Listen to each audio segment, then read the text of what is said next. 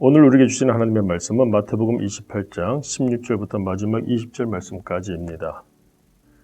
11제자가 갈릴리에 가서 예수께서 지시하신 산에 이르러 예수를 배우고 경배하나 아직도 의심하는 사람들이 있더라.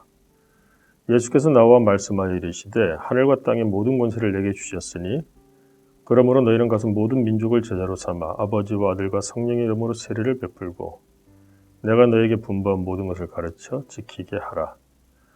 볼지어다 내가 세상 끝날까지 너희와 항상 함께 있으리라 하시니라.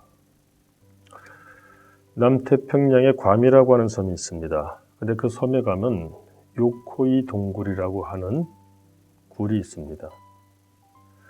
왜 괌인데 일본식 이름이 붙었을까? 1972년에 그 동굴에서 한 노인이 발견되었습니다. 근데 그 노인이 누구인가 하면 일본 나고야 출신의 쇼이치 요코이라고 하는 사람이었어요. 당시 그의 나이는 56이었는데 알고 보니까 제2차 세계대전에 참전했다가 일본이 패망하면서 폐잔병으로 버림을 받았던 사람입니다. 30년이 지났어요. 그런데도 불구하고 그는 거기서 폐잔병으로 숨어 지내고 있었다는 겁니다. 왜 그는 거기서 그렇게 혼자 30년을 보내야 했을까요? 이유는 간단합니다. 그 누구도 그 사람에게 전쟁이 끝났다는 소식을 알려주지 않았기 때문입니다. 얼마나 안타까운 일인가요? 오늘 성경 말씀 보게 되면 예수님께서 제자들에게 마지막 당부를 주고 계십니다. 그러므로 너희는 가서 모든 민족을 제자로 삼아 아버지와 아들과 성령 이름으로 세례를 베풀고 내가 너에게 분부한 모든 것을 가르쳐 지키게 하라. 예수님께서 이 말씀을 왜 주고 계실까요? 그 전에 우리가 16절 말씀을 보기를 원합니다. 16절을 보니까 우리가 한 가지 생각해 보기를 원하는 그런 말씀 발견하게 됩니다. 11제자가 갈릴리에 가서 예수께서 지시하신 산에 이르러 예수를 배우고 경배하나 이렇게 이어지고 있죠. 근데 궁금합니다. 지금 예수님께서 부활을 하셨어요. 그래서 11제자를 만납니다. 그런데 왜 굳이 갈릴리에 있는 어떤 산이었을까 하는 겁니다. 예루살렘이 이스라엘의 수도격이죠. 또 그 가운데 성전이 있습니다. 유일무이한 성전. 이왕이면 부활하신 예수님께서 성전에서 그들을 만나주시고 예루살렘에서 만나주셨으면 더 그럴듯했을 것 같은데 왜 이 갈릴리는 우리로 말하면 지방 변두리입니다. 근데 갈릴리에 있는 그 산에서 11제자들을 만나시고 또 이런 당부의 말씀을 주고 계실까? 여러분, 갈릴리 어떤 곳입니까? 예수님께서 천국 복음을 외치기 시작하신 첫 장소가 바로 갈릴리입니다.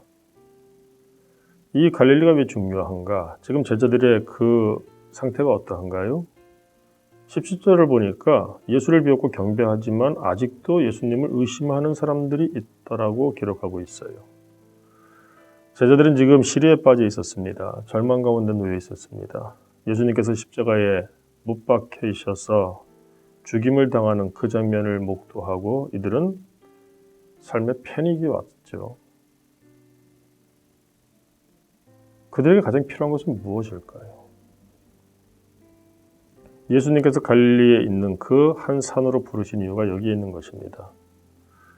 우리가 항상 무엇인가 덤덤해지거나 또 상하거나 망가지거나 무너져 내릴 때 우리가 어느 곳이 생각이 나죠? 그리고 어느 곳을 찾죠?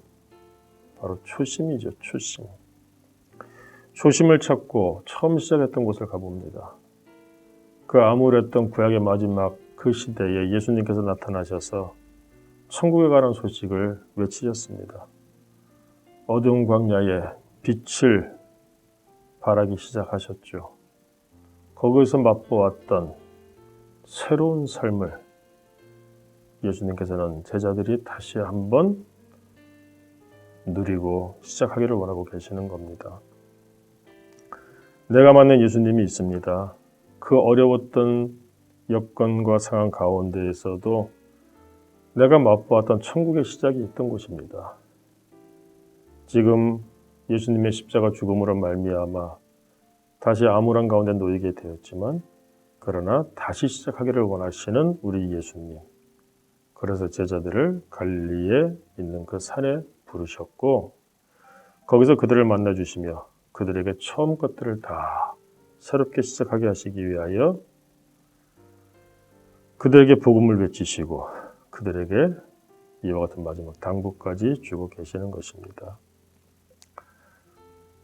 요즘 우리 주변이 너무나 어려운 것 같습니다. 특별히 코로나19가 장기화되다 보니까 많은 사람들이 삶에 고통을 호소를 합니다. 어떤 면에서 우리들도 그런 가운데 있기도 하죠. 자, 어떻게 해야 될까요? 무엇보다 우리는 먼저 우리 예수님을 만날 수 있어야 됩니다. 어려울수록 신앙 중심, 예수님 중심, 말씀 중심, 교회 중심, 믿음 중심으로 살아야 됩니다. 초심을 기억해내야 됩니다. 그래서 무너져 내리는 모든 것들을 다시 세울 수 있어야 됩니다. 그리고 더 나아가서 우리가 맛보는 그 같은 소망의 말씀을 많은 사람들에게도 성부, 성자, 성령의 이름으로 가르치고 전할 수 있어야 됩니다. 어두우면 어두울수록 한 줄기 빛의 그 효력이 놀라움을 우리가 경험하게 되죠. 오늘 우리가 살아가는 하루의 삶 가운데에서 우리가 복음의 사람으로서 그와 같이 살 수 있기를 소망합니다. 기도하겠습니다. 하나님 아버지, 절망 가운데 놓여져 있던 제자들을 갈릴리 그 산에 부르시고 초심을 기억하게 하시고 부활하신 예수님을 만남으로 다시 천국에 관한 그 소망을 시작하게 하셨음을 오늘 말씀을 통하여 깨닫습니다. 우리도 그와 같은 제자들이 되게 하옵시고 그러므로 인하여 그 당시 제자들에게 당부하셨던 천국을 증거하는 삶, 우리도 오늘 하루 감당하는 복 있는 자들이 되게 하여 주옵소서. 예수님 이름으로 기도드립니다. 아멘.